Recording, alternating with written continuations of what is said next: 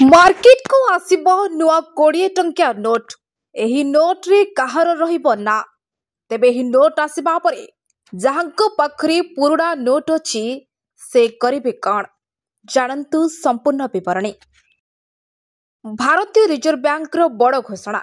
आगामी दिन रे 20 टंकार नुआ नोट जारी करिबो भारतीय रिजर्व बैंक।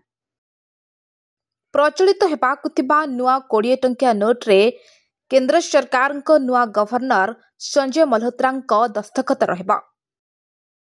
आरबीआई रो सूचना अनुसार नुआ नोट रे महात्मा गांधी को फोटो नुआ सीरीज रो रहिबा। नुआ 20 टंकिया नोट पुराना नोट सहित समान रहिबा। केवल सेथिरे गवर्नर दस्तखत परिवर्तन हेबा। एहा सहित आउ एक सूचना देइछन्ति जे पुराना नोट गुड़िक मध्य आग परी चालू रहिबा।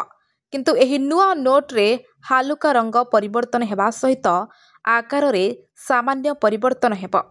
एहा व्यतीत नुआ 20 टंकिया नोट रे बेदनगरी लिपि रे लेखा जिवो। महात्मा गांधी को फोटो पाखरे हिंदी रे भारत बोली छोट छोट अक्षर रे लेखा जाइथबा।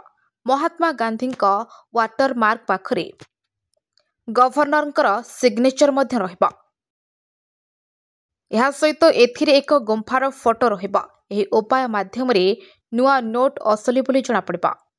अन्यपटे संजय मल्होत्रा आरबीआई गवर्नर भाबे 11 डिसेंबर 2024 कार्यकारी करथिले।